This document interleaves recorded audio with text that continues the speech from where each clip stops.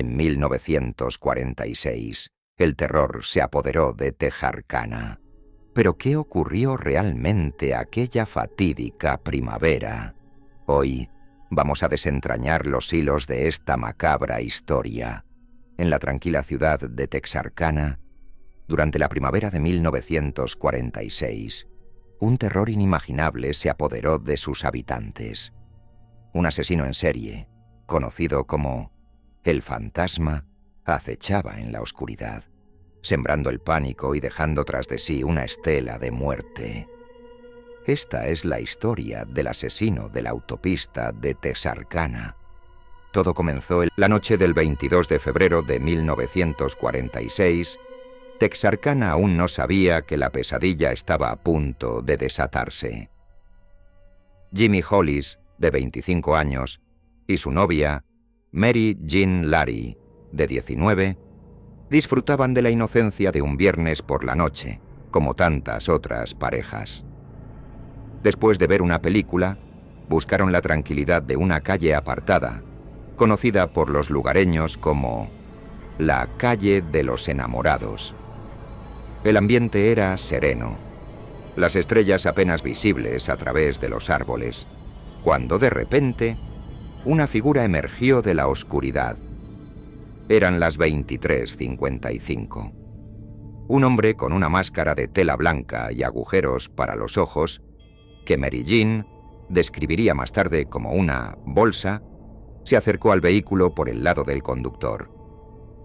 En su mano una linterna cortaba la oscuridad, y su voz, fría y autoritaria, les ordenó salir.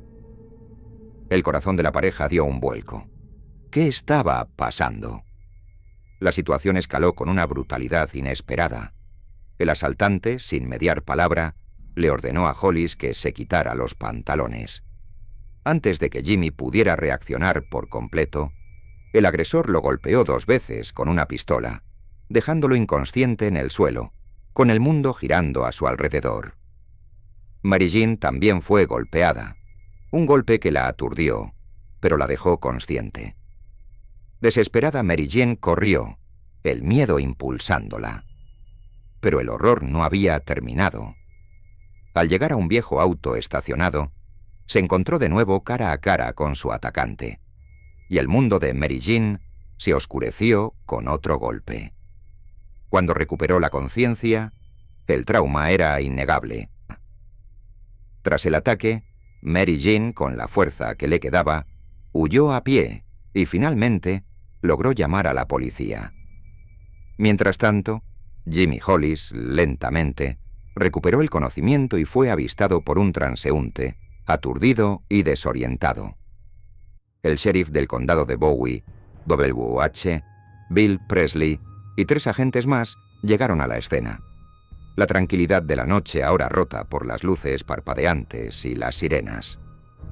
Encontraron los pantalones de Hollis a 90 metros del coche. Un escalofriante recordatorio de la violencia que había ocurrido. La investigación inicial se encontró con un dilema. Las descripciones del atacante eran contradictorias. Hollis lo describió como un hombre blanco de unos 30 años, mientras que Larry, a pesar del shock, dio un detalle crucial: un afroamericano de piel clara, y añadió que la máscara que cubría su rostro también tenía un orificio para la boca. Esta disparidad en los testimonios marcaría el inicio de una investigación frustrante y llena de enigmas. La ciudad de Texarkana apenas había comenzado a recuperarse del horror del primer ataque, cuando la pesadilla regresó, más oscura y letal que antes.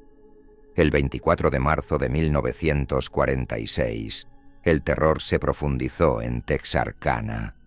El Fantasma, como se le apodó al agresor, atacó de nuevo, esta vez con resultados fatales. Richard Griffin, de 29 años, y Polly Ann Moore, de 17, fueron encontrados muertos en una carretera secundaria, víctimas de la brutalidad del asesino. A diferencia del ataque anterior a Hollis y Larry, este ataque resultó en la muerte de ambas víctimas. Griffin y Moore fueron encontrados en su automóvil. estacionado en una carretera rural, habían sido brutalmente asesinados a tiros. Ambos habían recibido un disparo en la cabeza. La brutalidad del crimen era evidente. Habían sido sacados del coche, ejecutados, y luego sus cuerpos, ahora inertes, devueltos al interior del vehículo, como si el asesino quisiera dejar un mensaje macabro. Un casquillo de cartucho del calibre .32, posiblemente de una Colt, fue encontrado en la escena, la única pista tangible en medio de la creciente desesperación. La noticia se propagó como un incendio forestal. El terror se apoderó de Texarkana. Ya no era un simple asalto, era una ola de asesinatos. La policía, consciente de la gravedad de la situación, lanzó una investigación a gran escala. Las autoridades entrevistaron entre 50 y 60 testigos en un intento desesperado por encontrar alguna pieza del rompecabezas. Se ofreció una recompensa sustancial por cualquier información nueva, una medida que, si bien buscaba una solución, también generó una avalancha de más de 100 pistas falsas, complicando aún más la ya enmarañada investigación. Era el 14 de abril, y la juventud de Texarkana, que aún intentaba aferrarse a una falsa normalidad, se encontró de nuevo cara a cara con la muerte. Las víctimas esta vez fueron Betty Jo Booker, de 15 años, una talentosa saxofonista con un futuro prometedor, y su amigo Paul Martin, de 16. Ambos, como tantos otros jóvenes enamorados, se habían aventurado al apacible Spring Lake Park, un lugar que pronto se convertiría en el escenario de una pesadilla. El Ford Coupé de Martin fue encontrado estacionado frente al parque, las llaves aún puestas, una imagen inquietante de una salida interrumpida. Pero los cuerpos, ellos fueron descubiertos a menos de 5 kilómetros de allí, arrastrando a la ciudad a una espiral de desesperación. El cuerpo de Paul Martin fue hallado alrededor de las 6:30 de la mañana, tendido en el extremo norte de North Park Road. La brutalidad del ataque era evidente. Paul había recibido 4 disparos, uno en la nariz, otro en las costillas, un tercero en la mano derecha, una señal clara de que intentó defenderse, y finalmente uno en la nuca. Su vida, tan joven y llena de posibilidades, fue segada de la manera más cruel. 5 horas después, el horror se profundizó. Betty Jo Booker fue encontrada detrás de un árbol, con la mano derecha en uno de sus bolsillos, como si en sus últimos momentos hubiera buscado aferrarse a algo, a la vida. Betty había recibido 2 disparos, uno en el pecho y otro en la cara. La imagen era desgarradora. La confirmación llegó como un golpe para las autoridades. El arma utilizada era la misma del primer doble asesinato, una pistola Colt automática del calibre .32. El fantasma estaba empleando el mismo modus operandi, dejando una clara huella de su presencia macabra. El sheriff Presley y el capitán de los Texas Rangers, Manuel Lone Wolf González, un hombre de leyenda conocido por su tenacidad, declararon que los exámenes de los cuerpos indicaron que ambos jóvenes opusieron resistencia. En algún momento en medio de la oscuridad y el terror, Paul y Betty lucharon por sus vidas. El saxofón de Betty, un símbolo de su pasión, fue finalmente recuperado 6 meses después, cerca del lugar donde se encontró su cuerpo, un triste epílogo a una tragedia. La ciudad estaba en vilo. Las autoridades, en un intento desesperado por calmar los ánimos y encontrar al responsable, volvieron a ofrecer una recompensa. Pero la histeria ya se había apoderado de Texarkana. Este nuevo ataque, con su horror y misterio, consolidó el apodo que la prensa ya había empezado a susurrar: el asesino fantasma. La pesadilla que envolvía a Texarkana se volvió aún más personal, más íntima, la noche del 3 de mayo de 1946. El fantasma, Hasta entonces, un depredador de la oscuridad y los caminos apartados irrumpió en la santidad del hogar. Virgil y Katie Starks se convirtieron en víctimas de su brutalidad en su casa aislada. A diferencia de los ataques anteriores, que ocurrieron en lugares apartados, este ataque tuvo lugar en la residencia de la pareja. El asesino irrumpió en su casa y los atacó violentamente. Virgil Starks perdió la vida en el ataque, mientras que Katie, aunque gravemente herida, logró sobrevivir. La supervivencia de Katie Starks fue crucial para la investigación. A pesar de sus heridas, proporcionó un valioso testimonio a la policía, ofreciendo una descripción más detallada del agresor y de la secuencia de los hechos. En la escena del crimen, los investigadores encontraron una linterna sin huellas dactilares debajo de la ventana desde donde le dispararon al señor Starks. Esta falta de pistas, junto con la aparente ausencia de un motivo, complicó aún más el caso. Aunque se creía que el arma utilizada era un rifle automático calibre .22, diferente al .32 de los ataques anteriores. La similitud en la naturaleza del crimen y la brutalidad llevó a los investigadores a vincular este asesinato con el fantasma, aumentando la sensación de que nadie estaba a salvo. La histeria popular alcanzó su punto álgido. Las investigaciones se intensificaron, las recompensas se incrementaron y el padre de Virgil Starks ofreció una nueva recompensa, un grito desesperado por justicia. Texarkana vivía bajo el yugo del miedo, cada sombra una amenaza, cada noche una agonía. Sin embargo, en un giro desconcertante de los acontecimientos, para noviembre de 1948, las autoridades ya no consideraban que el asesinato de Starks estuviera relacionado con los otros dobles homicidios. El misterio se profundizaba, dejando a la comunidad con más preguntas que respuestas, y la sombra del fantasma aún proyectada sobre ellos. ¿Fue un error en la investigación o el fantasma tuvo un cómplice o un imitador? El caso de Texarkana seguía siendo un rompecabezas sin resolver, una herida abierta en el corazón de la ciudad. Con Texarkana sumida en el pánico, la búsqueda del asesino fantasma se convirtió en una obsesión. Más allá de las víctimas, la ciudad entera se sentía acechada. Muchos fueron arrestados, interrogados, y varias confesiones falsas solo sirvieron para enturbiar aún más las ya revueltas aguas de la investigación. Pero un nombre, el de Joel Sweeney, emergería como el principal sospechoso, tejiendo una intrincada red de pistas y contradicciones. Joel Sweeney, nacido en 1917, y su esposa, Peggy, fueron detenidos en junio de 1946 por el delito de robo de auto. La conexión con el fantasma llegó con una revelación inquietante. Peggy fue encontrada en posesión de un vehículo reportado como robado la noche de los asesinatos de Griffin y Moore. Una escalofriante coincidencia, o algo más oscuro. Lo que siguió fueron una serie de alardes crípticos por parte de Sweeney. Insistía en haber cometido algo más que robar autos, y llegó a preguntar a uno de los agentes si sería condenado a la silla eléctrica por lo que había hecho. ¿Era el remordimiento de un asesino o la provocación de un astuto criminal?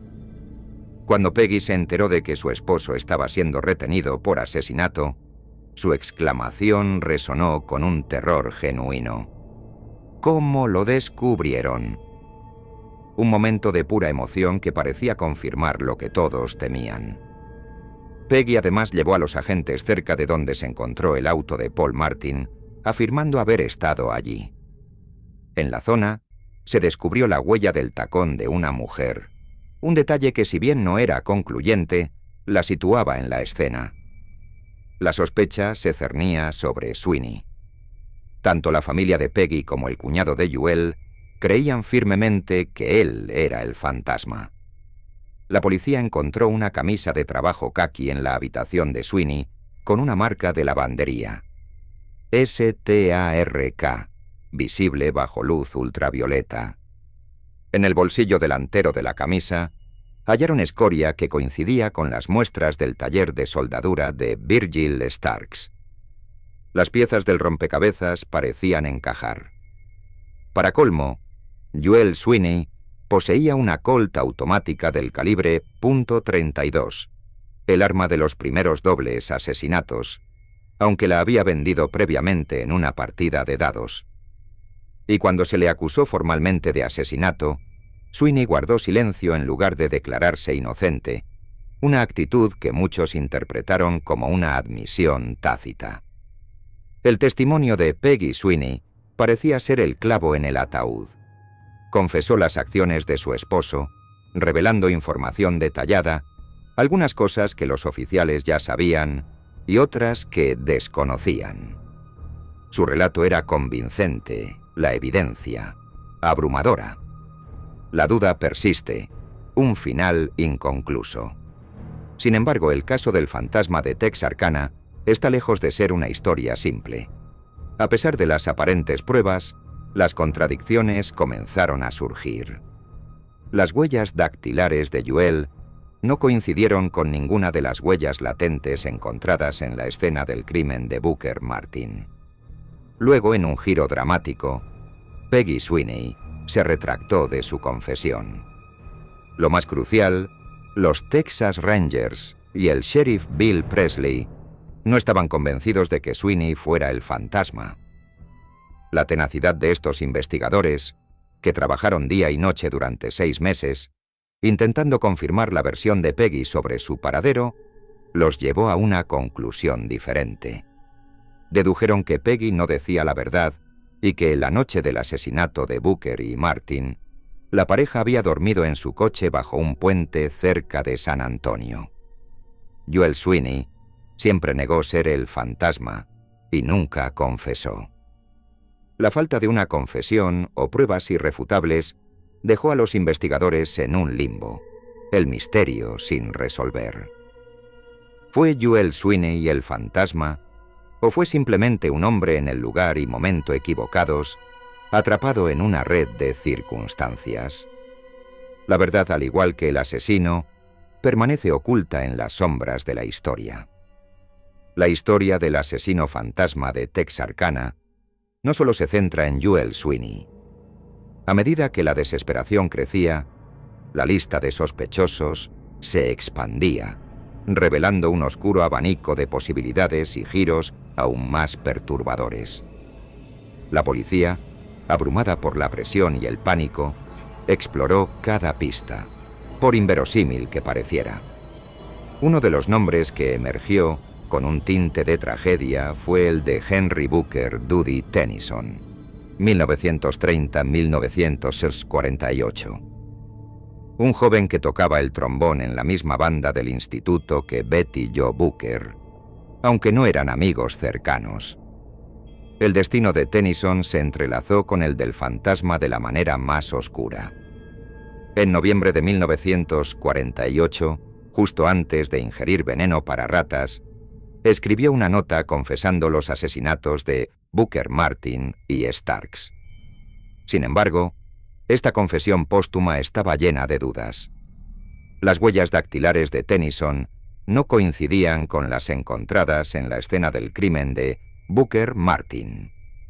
Además, un amigo, James Freeman, le proporcionó una coartada para la noche en que Virgil Starks fue asesinado. Los hermanos de Tennyson, en un intento de explicar el macabro acto, afirmaron que no sabía usar armas y que no aprendió a conducir hasta 1947. Para mayo de 1946, al menos 6 personas fueron brevemente consideradas sospechosas en el caso del fantasma, cada una añadiendo una capa más de misterio a la investigación. Earl McSpadden, un hombre encontrado en las vías del ferrocarril Kansas City Southern, al norte de Texarkana. Su conexión con el caso fue breve y poco clara, pero en ese clima de terror, cualquier anomalía era investigada. Emmett Daniels, quizás el más inquietante de los otros sospechosos. Este veterano de la Segunda Guerra Mundial había sido acusado formalmente de participar en la masacre de Lippach en Alemania en 1945, un episodio brutal que incluyó el asesinato de unos 24 prisioneros de guerra alemanes y la violación masiva de unas 20 mujeres. Daniels fue acusado de violar a 2 mujeres y, de manera escalofriante, de penetrar a otra con el cañón de su arma, un detalle que resonaba ominosamente con el modus operandi del fantasma. Un prisionero de guerra alemán fugado. La teoría de un soldado evadido, nunca recapturado, que podría estar detrás de los crímenes. Una posibilidad remota, pero en la desesperación, todo era plausible. Un autoestopista confesor. Un hombre que amenazó con dispararle a un automovilista en Kilgore, Texas, y que luego confesó los asesinatos de Texarkana. Sin embargo, el capitán Gonzaullas, el curtido ranger de Texas, se mostró escéptico ante la veracidad de sus alardes. Este mismo autoestopista fue vinculado al caso de un mirón en Lufkin, Texas, aunque determinar si se trataba de la misma persona resultaba imposible. Un hombre en Atoka, Oklahoma. En el condado de Atoka, un hombre amenazó a una mujer con matarla y violarla, jactándose de haber asesinado ya a 3 o 4 personas. Fue arrestado, pero las autoridades posteriormente lo descartaron como el fantasma. Un veterano de guerra de Los Ángeles. Este hombre declaró a las autoridades que podría haber cometido los asesinatos mientras estaba en coma, una afirmación que rozaba lo surrealista. Dada su baja por psiconeurosis, la veracidad de su suposición era dudosa, aunque la historia logró convencer, en cierta medida, al capitán Gonzaullas. Un hombre negro bajo hipnosis. Un hombre negro cuyas huellas de neumáticos se encontraron cerca de la escena del crimen de Martin Booker fue arrestado. No pasó la prueba del polígrafo, pero, en un giro sorprendente, fue liberado de sospecha gracias a la hipnosis. La aterradora historia del asesino de la autopista de Texarkana sigue siendo uno de los expedientes más fríos y fascinantes de la historia criminal estadounidense.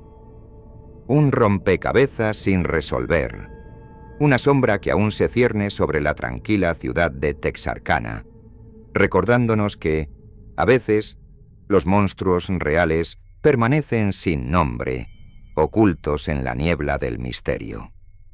¿Logrará algún día la verdad emerger de la oscuridad?